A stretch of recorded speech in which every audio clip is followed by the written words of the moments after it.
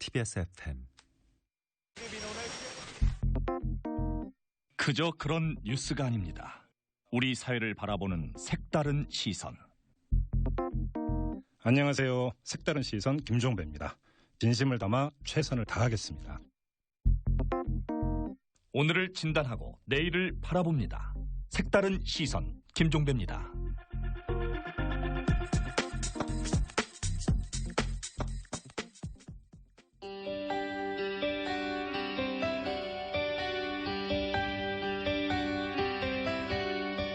문제적 뉴스를 짚어보고 대안을 제시합니다. 새로 고침 대한민국.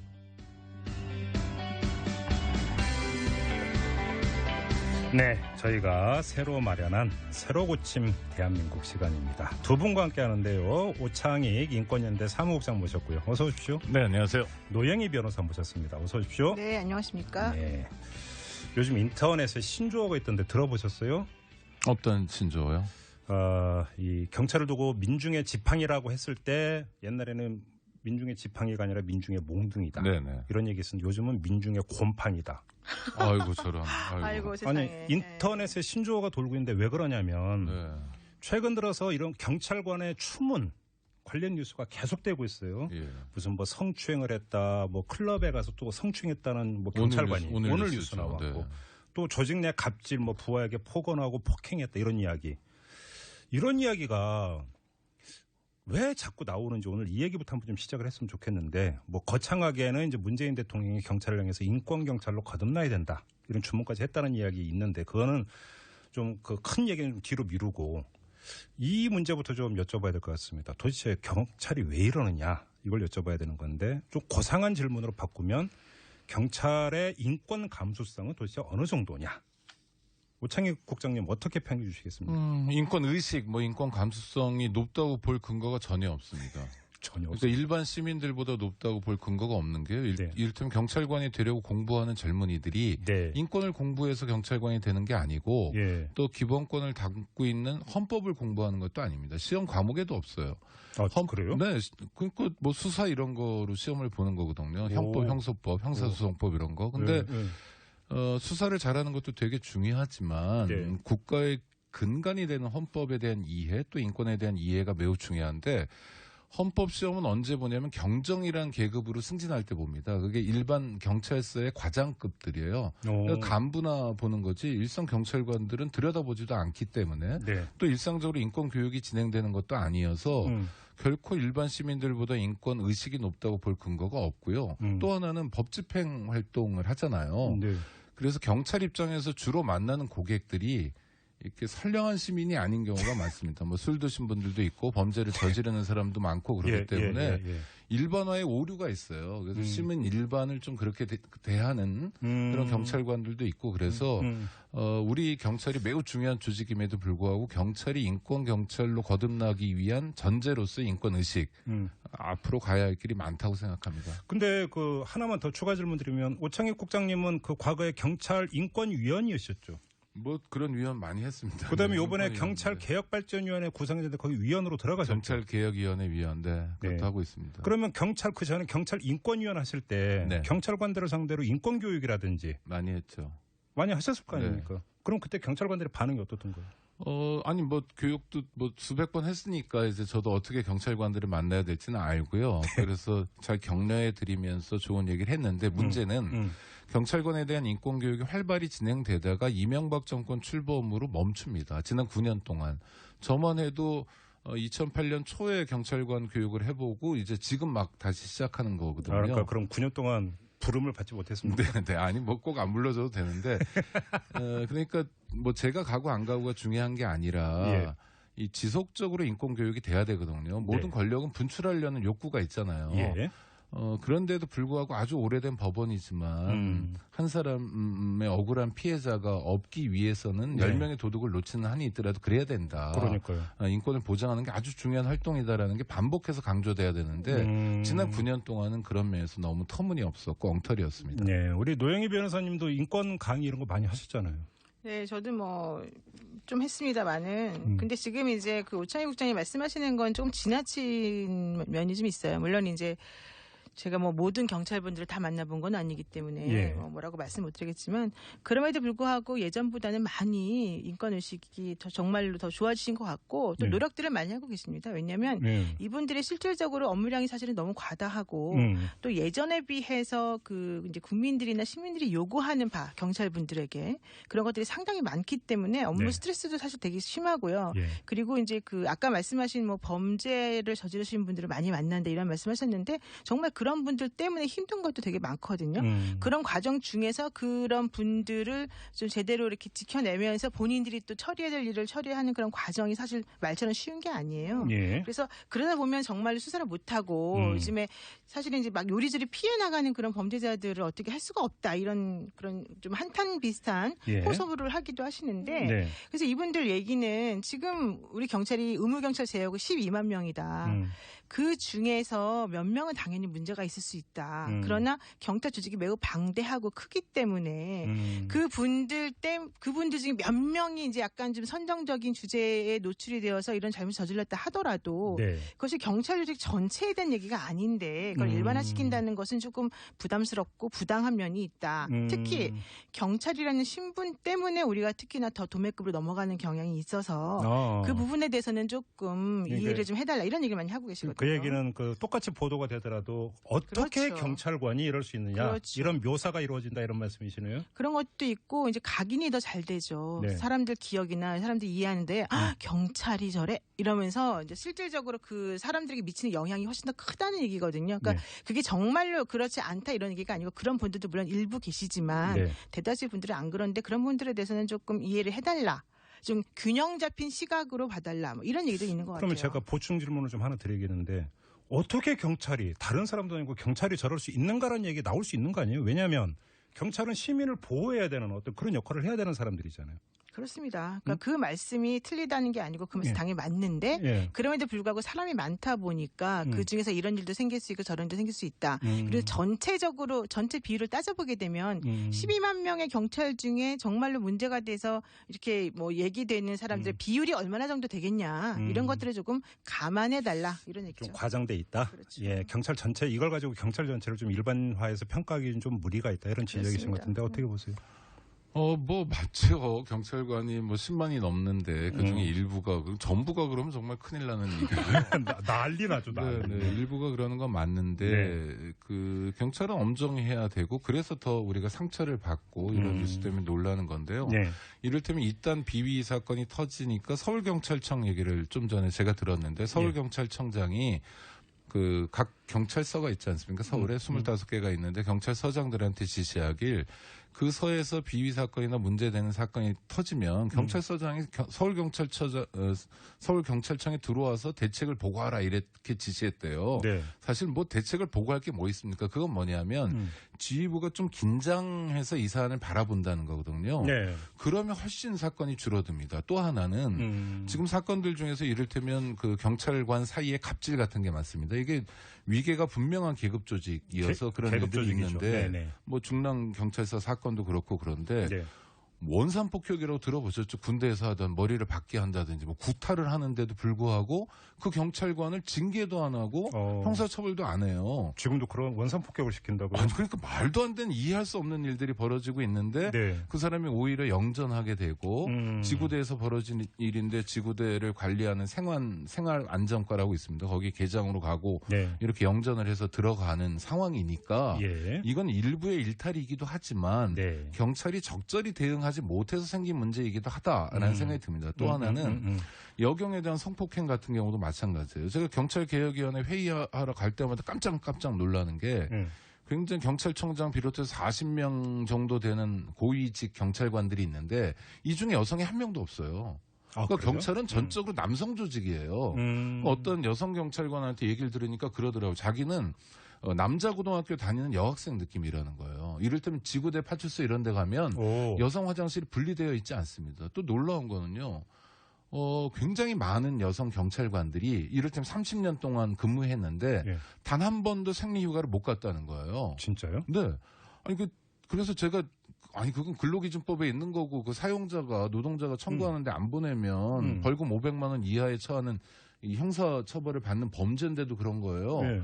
그 무슨 얘기냐면 여경이나 또 경찰청에서 일하는 여성 공무원들이 네. 생리휴가를 가겠다고 말조차 꺼낼 수 없는 분위기라는 거죠. 조직 문화가 그렇다. 그러니까 저는 안타까운 게 경찰관들이 시민들의 인권을 보호해줘야 되는데 네. 아니 내부에서 계급이 깡패다식으로 굴질 않나? 물론 일부겠죠. 그리고 뭐 일반적으로는 이렇게 여경들 여성 경찰관들이 생리휴가를 못 갈 정도로 자기 직원들의 인권도 못 챙기고 안 챙기는 사람들이 어떻게 예. 얼굴도 모르고 이름도 모르는 시민들의 인권을 챙겨주겠냐? 이러니까 답답하다는 거죠. 네. 지금 그런 말씀이 그 기본적으로 이제 이 구조적인 문제에서 사실 비롯되는 것들인데 예, 예. 예전부터 여성들의 숫자가 적었던 그런 조직이 많이 있습니다. 경찰이 특히 군대, 그렇고 그렇죠. 군대 그렇고 네. 그다음에 검찰 조직이 그렇고 그러니까 법조계도 사실 다 그랬습니다. 그래서 현재 경찰은 10% 정도가 이제 여성 비율이라고 하는데 물론 네. 늘어나고 있는 추세이니까 그런 지금 말씀하신 부분과 같은 것들은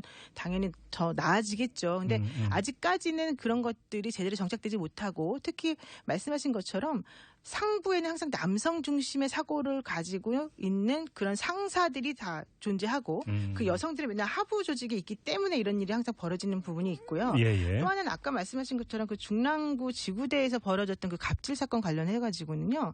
피해자들이 적극적으로 처벌을 원하지 않았기 때문에 이 가해자를 뭐 지구대를 관리 감독하는 보직에 보했다 이런 얘기를 하고 있어요. 근데 예. 이 말에 무슨 의미이냐 하면 당연히 본인의 상사였고 본인 이외에 다른 사람들 간의 인맥이 있는 그런 가해자에 대해서 어떻게 처벌을 해달라고 적극적으로 얘기를 하겠습니까? 피해자들이 당연히 처벌을 원하지 않는다는 식의 뉘앙스를 풍길 수밖에 없어요.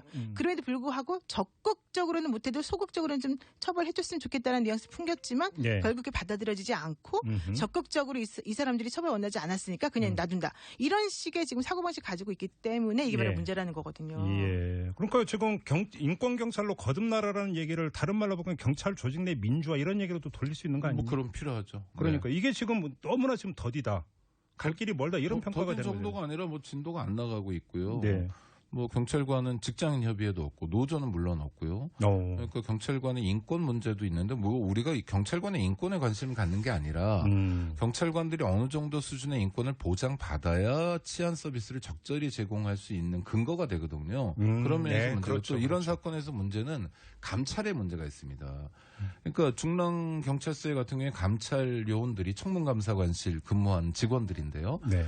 경찰서장의 부하들이거든요. 그러니까 감찰 결과가 절대로 경찰서장이 싫어하는 결과가 나오지 않아요. 그러니까 그 경찰서장 입장에서는 자기 그 휘하에서 무슨 문제가 있었다면 자기한테 불이익이 올까봐 덮으려고 하는 거지. 하고 그런 그렇죠. 거죠. 네. 네. 그런데 만약에 그 경찰관들 중에 누가 항명을 하거나 뭐 이건 이렇지 않습니까라고 따지면 뭐 인천의 표정목 경장 같은 경우에 파면도 당했습니다. 네. 조직의 화합을 저해한다라는 추상적 이유로. 이유가 그거요? 네. 조직의 화합을 저해한다. 네, 그러니까 뭐 예를 들면 원산 폭격을 시키고 폭행을 저지른 사람은 이건 징계 이전에 형사처벌 대상인데 네. 수사도 안 하고 예. 징계도 안 하고 예. 피해자가 처벌을 원하지 않는다는 말도 안 되는 이유를 붙여가지고 넘어가려고 하고 이런 게 이제 소위 서장, 지방경찰청장 이런 사람들의 의지죠. 네. 그래서 노 변호사님 말씀하신 구조적인 문제는 이런 거예요. 이를테면 감찰 기능을 외부로 뺀다든지 밖에서 감찰을 하게 한다든지 예. 또는 경찰서장, 지방경찰청장하고 상관없이 독립적인 감찰을 한다든지 하면 훨씬 더 줄일 수 있죠. 그러니까 방법은 있는데 그 방법을 못 찾아가는 미국 영화 네. 보면 종종 비리 경찰 이렇게 감찰 나오는 경우 이제 그 영화에 나오던데 밖에 다른 데서 오던데. 그렇죠. 그래서 뭐 서로 막 반목하고 뭐 죽이네 살리네 이러던데. 우리나라 경찰은 국가 경찰이고 예. 경찰청장을 정점으로 11만 뭐 12만 명이 일사불란하게 편제돼 있는데 예. 미국은 이를테면 우리나라식으로 하면 3,000개의 경찰청이 있는 겁니다. 오, 전부 그렇죠. 자치경찰이기 때문에 자치경찰이니까. 기관도 다 다르고. 네. 아니, 그래서 오늘 이철성 총장이 얘기했잖아요. 자치경찰에 대해서 권한을 많이 주고 예. 그쪽이 좀 활성화될 수 있도록 할 수 있겠다. 예. 이런 말을 했거든요. 그러니까 예. 지금 방향은 일단은 좋은 쪽으로 나아가고는 있어요. 이제 문제는 우리가 지금 이 속도나 이런 기대감 같은 것들이 조금 있으니까 그런 것들에 못 미치는 것에 대해서 지금 비판을 조금 할 수밖에 없는 상황이다. 그렇지만 그럼에도 불구하고 현실적으로는 여러 가지 어려움이 있으니까 이런 것들을 좀 감안해서 좀 판단하자 이런 얘기죠. 저희가 이 이야기를 꺼내는 이제 그 이야기에서 다음 단계로 넘어갈 것은 그럼 경찰과 일반 시민이 만나는 지점에서 그렇죠. 경찰은 그럼 어떻게 하고 있는가? 바로 이게 가장 중요한 문제 아니겠습니까? 이건 어떻게 평가하세요? 저는 사실 그거 너무 많이 봐요. 저희가 이제 그 변호사들은 네. 그 피의자들이 경찰 단계에서 변호사를 선임하는 경우가 있거든요. 네. 그래서 이제 저희가 가보면 이제 조사를 받잖아요.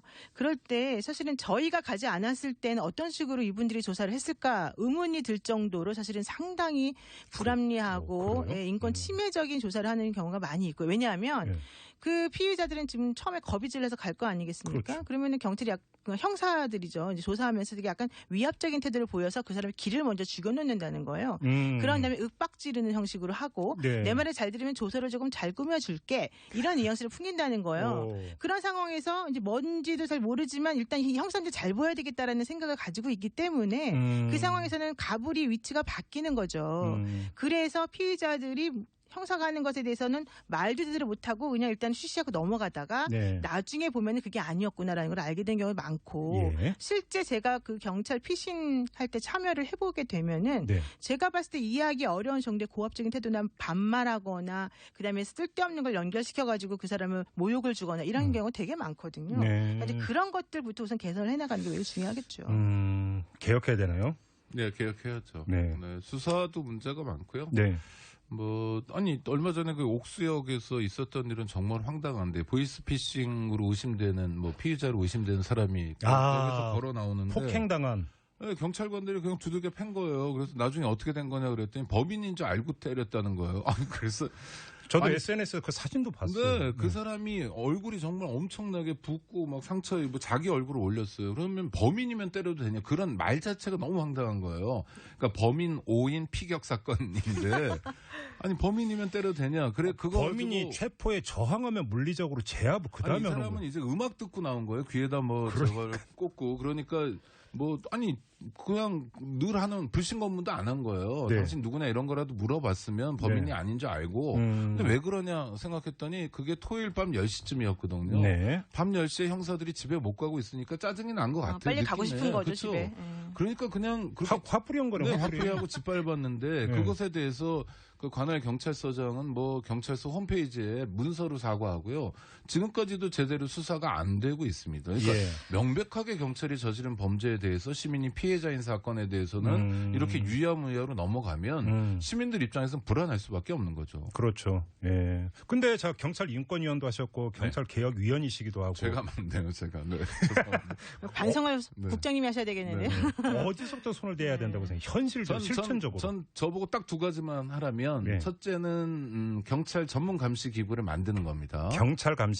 네네. 지금 현재 경찰을 누가 감시하냐면 국가인권위원회 정도인데 국가인권위원회 조사팀에 경찰 담당 조사자가 3명, 4명밖에 안 돼요. 12만 명을 3, 4명이 한다는 건 진정사건 처리도 못하는 수준이어서 그렇네. 불가능하고 예. 이를테면 인권 체계가 잘 잡힌 나라, 영국 같은 나라는 대략 한 600명 정도가 밥만 먹고 경찰만 감시합니다. 그러니까 모든 권력에는 감시가 따라야 되는데 경찰이 이게 좀 부족하다는 게 가장 중요한 문제고요. 네. 두 번째는 아까 노 변호사님도 자치경찰 말씀하셨는데 지금 경찰이 얘기하는 자치경찰은 자치경찰이 아닙니다. 제주도식으로 도청에 시청에 자치경찰과에 가지고 한 100명, 200명 놓자는 거고요. 그거 말고 네. 서울지방경찰청이 또는 제주지방경찰청이 민주적, 시민적 통제를 받는 겁니다. 시민이 선출해도 좋고 여러 가지 방법이 있는데. 그래서 단체장 뽑을 때 러닝메이트로 그렇죠. 한다든지. 러닝메이트도 좋고 네, 그 네. 방식은 디테일은 여러 가지가 있는 것 같아요. 그러면 어떻게 되냐면 이 경찰관들이 오로지 경찰청장 또는 대통령만 보는 게 아니라 네. 지역 주민들을 쳐다보는 거죠. 지역 주민들을 위한 치안 활동으로 전환해야 우리가 적절한 치안 서비스를 받을 수 있잖아요. 예. 그래서 권력에 대한 감시 그리고 분권 이거 이 경찰 개혁의 핵심이라고 봅니다. 그 말씀하신 것 중에 경찰에 대한 감시 매우 중요한데 네.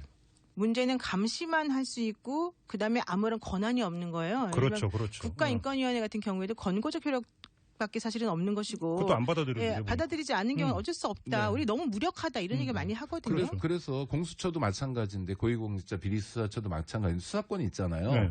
영국에 이제 IPCC라고 의역하면 경찰 비리 민원 조사위원회쯤 되는데 독립적 비리 민원 조사위원회 여긴 수사권이 있습니다. 그러니까 수사권이 있는데 그 수사 대상은 오로지 경찰관만 되는 거예요. 예. 그러니까 그거는 제도를 어떻게 세팅하느냐에 따라 달라질 수 있는 건데 문제는 누군가가 들여다보면 일탈은 줄어들 수밖에 없는 거죠. 그렇죠. 왜 뒤통수 따가워서 할지 못하고 그러니까 이렇게 되는 거죠. 저 변호사로서 이제 피의자 신문하는데 접견을 가거나 그러면 문득문득 놀라신다고 그랬잖아요. 이건 경찰 입장에서 들으면 정말 창피한 이야기거든요. 네. 수사권 조정해 달라면서 일선 수사가 그 무시로 드나드는 변호사들 입장에서 굉장히 불만족스럽다라고 네. 하면 창피한 일인데 예. 만약에 들여다보는 사람들이 하나 둘이 아니라 굉장히 여럿이라면 그야말로 법대로 움직이게 되는 거죠. 그러니까 지금 이제 검경 수사권 조정이니 공수처 설치니 해가지고 이제 제도 개선 방안에 대한 어떤 논의로 이제 넘어가는 것 같아요. 이제 집권 여당의 더불어민주당 같은 경우도 이제 적폐청산위원회 만들어서 제도적인 개선책이 이제 본격적으로 들어간다고 하는데 지금 옥창익 국장께서 제기했던 이런 문제는 저는 별로 들어본 적은 없는 것 같습니다. 정치권에서. 네. 왜냐하면요. 예. 대통령 입장이나 집권 여당 입장에서 경찰이 예뻐요.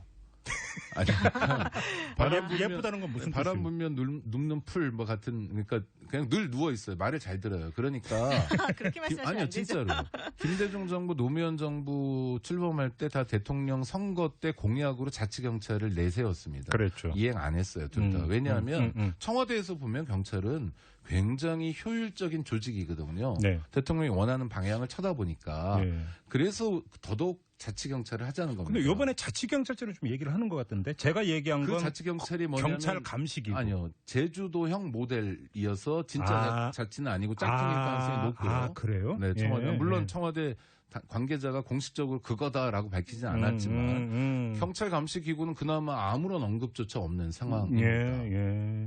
그래서 전 되게 아쉽고요. 이 문제가 해결되지 않으면 우리는 계속 경찰이 시민을 걱정해 주는 게 아니라 네. 거꾸로 시민이 경찰을 걱정하는 이런 게 악순환으로 반복될 수밖에 없다는 거죠. 그 시민들 반응은 어떤가요? 우리 지금 주제 논의하고 있는 거에 검경 대해서. 수사권 조정 이런 얘기 나오면 많은 시민들은 이런 얘기를 해요. 경찰은 근데 뭘 그렇게 그러면 검찰보다 더 깨끗하고 뭘 잘났는데? 난 그래 잘라서 주장한 건 아니고. 아 물론 아무튼 검찰 권한을 뭐 네. 검찰이나 경찰이나 그 속칭 도끼인객긴이다. 도끼인객긴 아니냐 이런 시각이 일반적이지 않습니까? 그렇죠. 사실. 네, 그럼요. 여기는 상당한 불신이 깔려 있는 거죠, 네, 사실 그렇죠. 경찰에 대해서. 바로 그래서 이제 청와대에서도 인권 경찰로 거듭나라 이렇게 주문을 하는 거고. 네. 근데 갈 길이 뭐네요. 멀죠. 네.